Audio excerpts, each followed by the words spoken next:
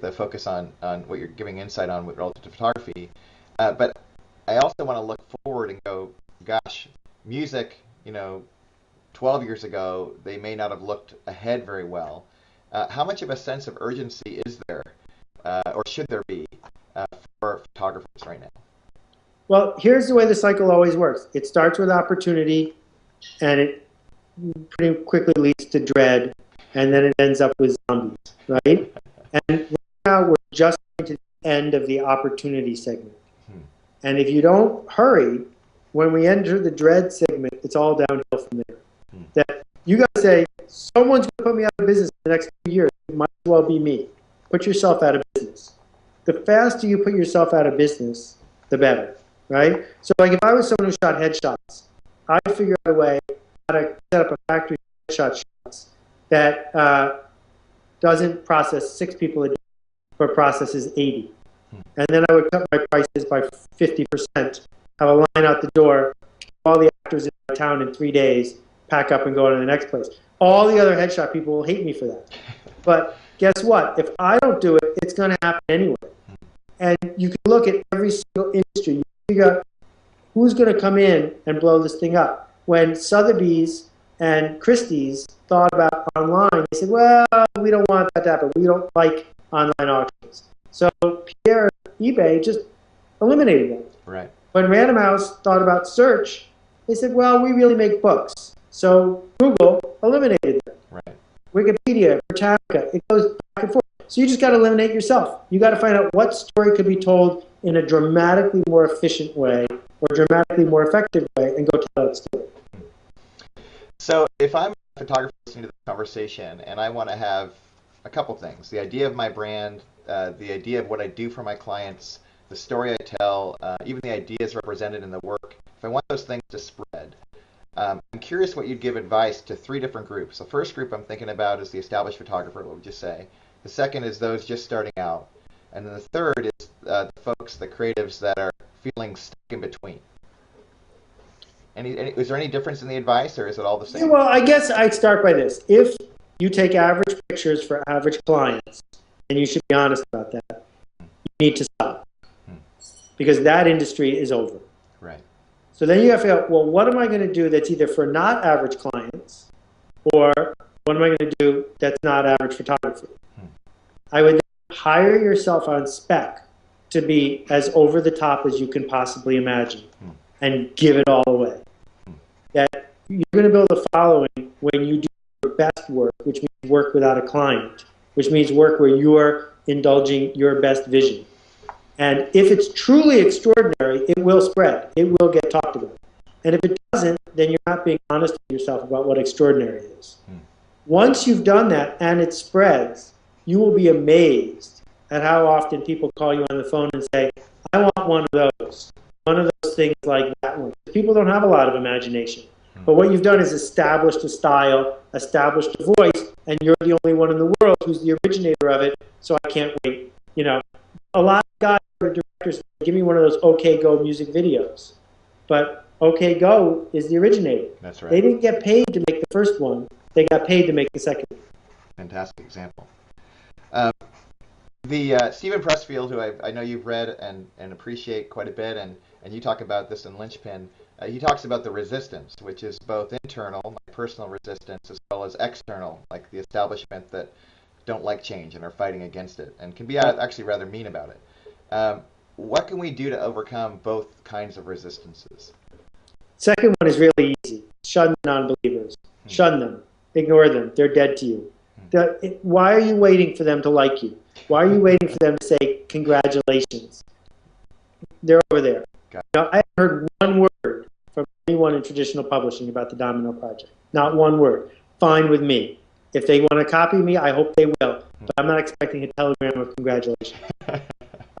The other resistance is really a big deal. It's right back here at your amygdala. It's hardwired in. It's based on evolution. It's 50,000 years old. It's the part of us that keeps us alive, that freaks out if we hit turbulence, that worries when we're crossing the street with our kids. It's there for self-preservation, and now it's busted.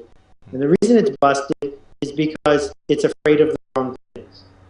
And The War of Art is a brilliant book about this. I talk about it in Linchpin, and I talk about it in Poke the Box. That's right. This is the secret. You must outwit resistance. And the way I do it, it's different for everybody. The way I do it is when the resistance speaks up, I do exactly what it's afraid of. And over time, I've persuaded it that it probably shouldn't speak because it's always going to be disappointed. I don't let it tell me what not to do. What can you tell us about Poke the Box and how it applies to the individual creative regardless of what you're doing for a living? It's the scarce resource, the only scarce resource I can think of. We got plenty of access to capital, plenty of access to information, plenty of access to employees, plenty of access to equipment. What we don't have is the willingness to initiate. What we're short on is the guts to ship, to make a difference. It's only 85 pages long. Some people will read it in 20 minutes because they're fans of mine and say, yup, Bob needs to read this, Sue needs to read this, Tracy needs to read this, and I'll hand it to them. That's me. That's for. It's a rant, it's a manifesto, it gets you off your butt. Yeah. So folks who don't want to read it, meaning the folks that are actually committed to the status quo, this will irritate them. Is what you're saying. Fine. There's still 4 million people left who will kick them off the team, and that's plenty of people for me to have an influence on. That's good. I also want to recognize too what you've done with this, and again, people know this in the folks I get to interact with, that I'm on this Domino Project Street team, and it's been interesting to kind of hear underneath the hood of what you're doing. And it seems like a risky move. It reminds me a lot of actually, and I've heard this comparison in other places, like when Radiohead did in Rainbows, and when Pearl Jam went against Ticketmaster, and folks just stepping out and doing some unique things. This is a risky venture, it feels like, and I'd love to hear your comments on how risky it feels. And second, how can everyday folks best support this idea? Because I think it's really in their best interest to do it. But I'd love to hear your comments on it. Does it feel risky? Well, the Lizard didn't want me to do it. I had to, right? 10 years ago, I gave away a book online, Unleashing the Idea Virus. It's still free online. People thought I was insane. I had just come off writing New York Times bestseller. Why would I give a whole book away for free? And it was the best thing I ever did for my career because I made more money on the book I gave away than the one I had sold before that, and I was able to reach some of my goals about speaking and things like that. This is similar in that the downside for me is that people will laugh at me and I won't sell any books. But the upside is I might be able to teach a whole bunch of people how to save an industry I care a lot about. That's it. I know I'm already getting to work with people I really like and respect, like you. Why should I just sell out and get some more money to be a hypocrite with a traditional publisher? It wasn't really a very hard decision for me at all. How can more people, beyond just, one thing, you made it kind of easy for people to buy the book. I mean, it's $1 if you want it on Kindle. It's funny because when I bought the Kindle version, I think it was $7.99 and the price was dropping. And I was pretty pleased to notice that I just got a 90% discount without doing anything. So thanks for that. But beyond just supporting this, there's other books that'll be coming out through Domino Project. And I'm also surprised. I've written just 2 books, but both took the process with Random House was very painful and very long. And if I remember right, you said you started this book in December and it's coming out in March. And if that's the kind of turnaround that's possible, it sounds like there'll be a lot of possibility for future titles. How can people best support this? Because this is exciting that when good ideas come out, we can actually get them in our hands and get going with them quickly. Yeah.